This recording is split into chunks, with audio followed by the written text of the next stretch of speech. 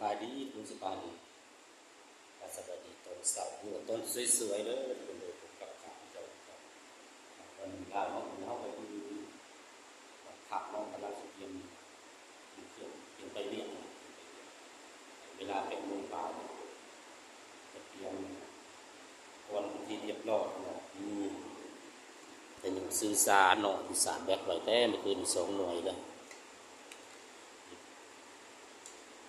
โทรศัพท์เราจากที่ว่าเมื่อคืนในการเดินทางมาหอดมาหักหรือว่าหอดผักพอดีหาถูกเนี่ยเรือ23 นาฬิกาทำเขาสวมเสาเรียกสมุทรสาครตัดเขาเรียบร้อยมันจะยังเหลือแต่ต้นสายนะในการไปงานฝนฝนก็ตกลมสงสัยฝนตกฝนเลยกระนำมาเต็มที่โอเคว่าก็เดินจริงๆแล้ว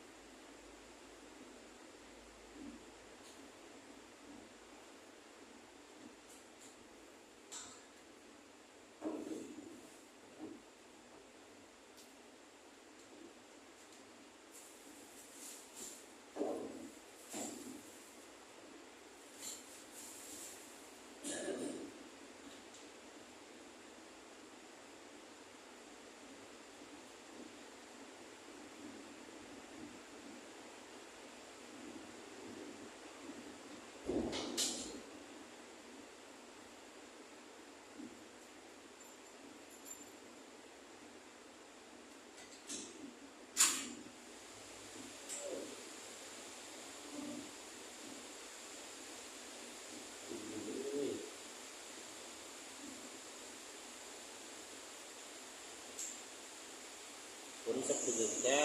อันนี้เสียงฝนที่ต้องฟังเสียงฝนที่เรียบร้อยโอ้โหโอ้กับฝนอย่างนักเลยทุกคนเป็นเศร้าเนี่ยเป็นเศร้าเลยเนี่ยฝนเนี่ยแค่ไป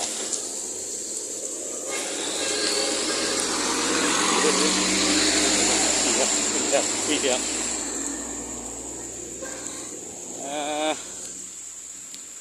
ฝนน้องเอ้ยฝนมันมีแค่นี่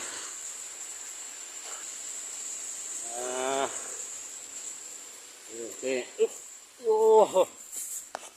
พูดกับฝนฝนโคตรฝนลุกให้ตัวเศร้า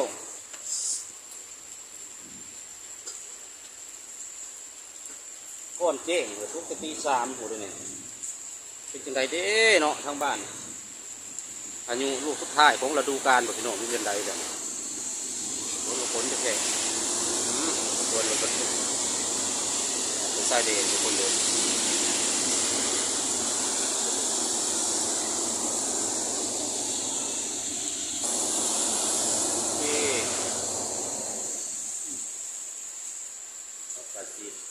เตรียมออกไป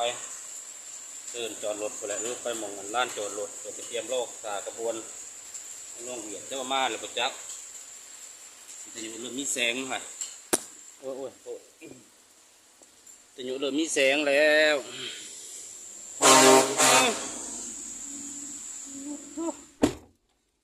กิโลทุกคนเลยจึ๊บนี่มันน้ำกันแสงอาจจะมืดนี่เด้อฝนกับฝนให้เหลือกะลีได้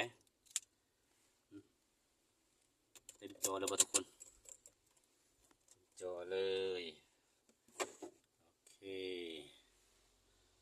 จอเลยเนาะเพราะว่ากันทุกคนเด้อภาพอาชีสั้นๆเนี่ยเนาะจักสิจับกล่องจับ10ตัวหน้ารถเปิดประตูรถนี่ตอนนี้ก็สิวอร์มรถซะก่อนอื่นก็ได้เนาะโอเคเดี๋ยวไปพอกันอยู่ในชายแดนต่อเด้ออยู่หม่องลานจอดรถแต่นี้ไปกับประมาณ800 เมตรเนาะ จะไปพอกันอีกจะพูดอีกทุกคนโอ้ตกอย่างหนักเลยทุกคนเลยฟ้าห้องฟ้าเตะสมุทรเจ้าระเบิงขึ้นฟ้าแมบเมื่อกี้นี่เสียงฟ้าแลบแมบเปี้ยงช่วงเวลานี่ก็ใกล้ฮอด9 โมงเนาะรถบรรทุกกับสิขามเริ่มทยอยขามมาแต่ชายแดนฝนกับฝนตกน้องเอ้ยที่ตกกับฝนตกอย่างหนักเลยโอ้มาแตกพร้อมเด้อทุกคนเด้อ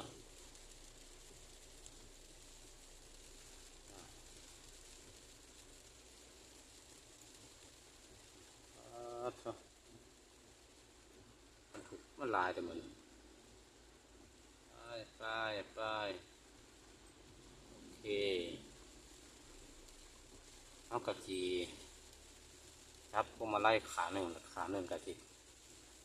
จับโทรศัพท์เนาะเขาเกียร์2เกียร์3ไปค่อยไปตามถนนการพูดว่าพ้นเนาะทุกคนเนาะช่วงนี้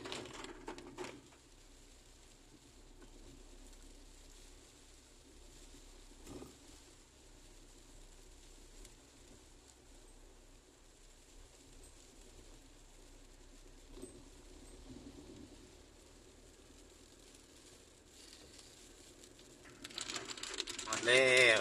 มันก็ได้2 เลนสวนนี่หดขีดเส้นแบ่งอันมันเป็นด้านสากลโอ้ยบอกมาแล้วความขี้เกียจความขี้ลายเป็นประตูบ้านเป็นประตูเมืองแต่แท้ทุกคนเลยจมสะดอกวันนี้เป็น4 เลนตีเสร็จให้มันจบมันงาม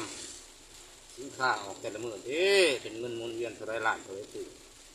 แต่ว่าการพัฒนาเนี่ยคือบ่เบิ่งแน่เนาะเพื่อนบ้านเขาเห็นยังไงไปฟังเวียดนามเขาว่างามคือปีศาจเขาว่าว้าวสะดอกเพิ่นโอเคตอนนี้เขาก็มาฮอดลานจอดรถเป็นที่เรียบร้อยก่อนอื่นก็ต้องหาหม้องจอดรถซะก่อนน้องคือจะไปทันราคามาดอก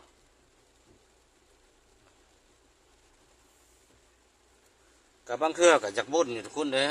บุญพระเจ้าได้กระบาดเนาะเว้าสู่พังว่าความเปรียบเทียบความพัฒนาสาหรือไว้มันก็ต่างกันได้พี่น้องเอ้ยโมเมนต์ว่าไอ้เพิ่นดอกก็มีส่วนดีส่วนยังลายอยู่ดอกแต่ว่าหักบางสิ่งบางอย่างกันแต่มันเหมือนเพิ่นแน่นะเนาะมันสมมีรายได้รายหักโอ้การพัฒนาบ้านเฮาเหมือนว่าคุณเอ้ยเขาบอกลายก็บอกวันตัวเองเพิ่นว่าพิษเพิ่นอีกได้คุณ การตีส้มเนาะมันเว่าให้บ้าเนาะโอเคทุกคนเนาะมาฮอดนี่เฮาก็สิขออยากลงคลิปเพียงเท่านี้ก่อน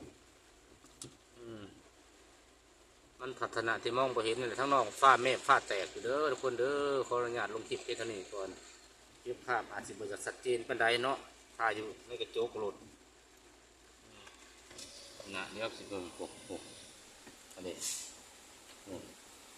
ขบวนรถบรรทุกออกแต่ละมื้อแต่ละเว้นนี่เขาสู่เมืองลาวมาแต่เมืองเวียดจักเลยจะเป็นยังเป็นยาทุกคนตู้คอนเทนเนอร์มาแต่ทะเลเวียดนามกลางพุ่นแหละเวียดนามใต้สินค้าออกสินค้าเขาไปลาวไปไทยไปจีนไปทั่วโลกเลยว่าท่านซะเนาะจุดชายแดนจุดภาษีขาออกขาเข่าแต่บางเทื่อผู้ขาบอลลูนเสน่ห์ก็ว่าจมไปน้ำพื้นฐานโครงล่างมันก็บ่อยากอันนั้นปานใดแต่ก็โอเคดอกสันก็ได้เพื่อนก็เด้อทุกคนเด้อขออนุญาตลงคลิปเพียงเท่านี้ก่อนเนาะฝ้าฝนอย่างแห้งเลยเนี่ยเสียงฝ้าห้องฝ้าแตกห้องนี้บอลลอนขออนุญาตลงคลิปเพียงเท่านี้เนาะพบกันใหม่คลิปหน้าเด้อบ๊ายบายโอเคยกถ่ายด้วยตัวนี้กันแล้วกัน